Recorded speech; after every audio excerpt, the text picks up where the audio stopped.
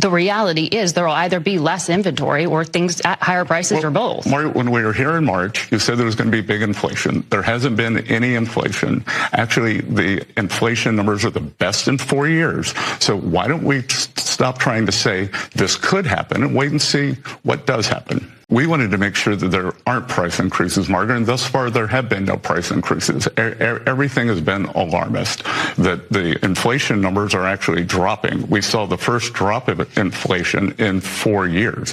The inflation numbers last week, they were very pro-consumer. Right. But you listen to earnings calls just like we do. Mm-hmm. You know what Walmart's saying, what Best Buy's saying, and what Target are saying. But Margaret, I also know what Home Depot and Amazon are saying. I know what the South China Morning Post wrote within the past 24 hours, that 65% of the tariffs will likely be eaten by the Chinese producers. How much money, or do you know if Harvard has taken money from China? Oh, my goodness. I don't know specifically, hundreds and hundreds of millions of dollars, because these foreign students for years have paid full tuition. Plus, they've also gotten grants, special, participation in programs that China has financed and brought forward. So, these ties to China are deeply alarming, and they're not just Harvard. There's other universities. We're going through every single one of them. If you come to this country to learn and you're a foreign student and you recognize the opportunity, that's fantastic.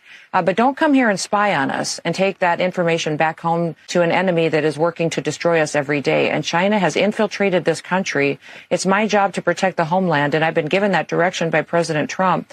They will not participate in this foreign student program until they clean up their ways. This bill actually hurts everyday Americans in order to reward billionaires. It would strip away health care from approximately 14 million Americans. Premiums, co-pays, and deductibles for tens of millions more will go up. Actually, if it ever were to be implemented into law, hospitals will close, nursing homes will shut down, and people will literally die. This bill doesn't increase the deficit or hurt the debt. In fact, it lowers it by $1.4 trillion.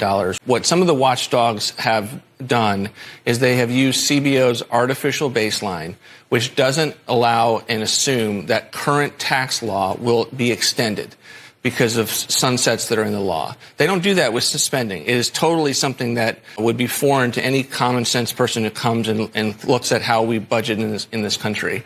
When you assume the extension of the President's tax relief from 2017, this budget or this bill, and it's really a reconciliation bill. It's not really a budget bill. It is using a budget process. This is a $1.4 trillion over 10 years deficit reduction.